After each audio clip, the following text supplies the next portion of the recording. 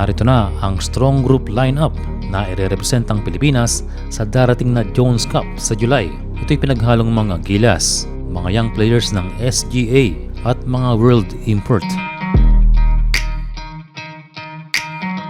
Sa mga point guard ipinangunahan ni Kiefer Ravena, Ron J. Abarrientos at dalawang young players ng SGA na sina Jonathan Manalili at Tony Inot. Sa mga shooting guards ay nandyan sina Renz Sabando, Jordan Heading at ang 6'5" Pilam na si DJ Fenner. Pero dahil sa dami ng ating gwardiya ay maaaring umangat itong si Fenner hanggang sa power forward. Sa mga forward positions ay nandyan sina Kaylan Tiongson at ang kasama noon sa Dubai na si Allen Liwag. At ang ating import na want to be Agilas na si Chris McCullough. Isa itong pangarap ni McCullough na mai-represent ang Pilipinas at pagkakataon din niya na maipakita sa ating Gilas Pilipinas na siya ay healthy at karapat-dapat na mapasama sa Gilas Pilipinas Naturalized Pool. Sa mga sentro ay nandyan sila Angelo Kwame na maipapakita ang kanyang na-improve mula sa France at mga kasama niya sa ilalim ay si Tajuana G, isang 6'9" power forward pero lalarong sentro para sa SGA.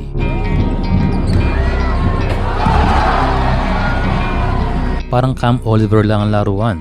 So sa mga nabanggit na players ay mukhang mabibilis ang team na ito, which is magiging advantage natin sa mga traditional na team. Malaking factor ng mga bata at athletic ang nakuha ng SGA. Ang pinakamatanda sa team ay sila Kiefer Ravena at DJ Fenner na parehong 30 years old and expecting to lead the team. Well, maraming floor general sa team na ito, kaya kahit sinong ilagay sa court ay kayang imando ang team. And I'm rooting for Ron J. Abarrientos, ang best point guard ng ating national team. Talking about point guard, si Manong Kiefer Ravena ay ang bagong Asian import ngayon ng dating team ni Kai Sotto na Yokohama B. Corsairs. Well, isang malaking adjustment sa roster dahil from center Kai Sotto, ngayon ay point guard na ang kanilang kinuha dahil nag-end contract ang isa nilang point guard. Actually, sakto na ang big man ng Yokohama. At nang huli na nga, ay kinakain na ni Kai ang playing time ng isa sa kanilang world import. Ngayong Manong Kiefer is in the house. Ano kaya ang kanyang magiging playing time? Lalo na at mayroong main point guard ng Corsairs na si Yuki Kawamura. Pero may pagkakataon na magsasabay ang dalawa. Pero sa position na yan ay mostly off the bench itong si Kiefer. Pero ngayon focus muna si Manong sa strong group athletics na maglalaro sa Jones Cup.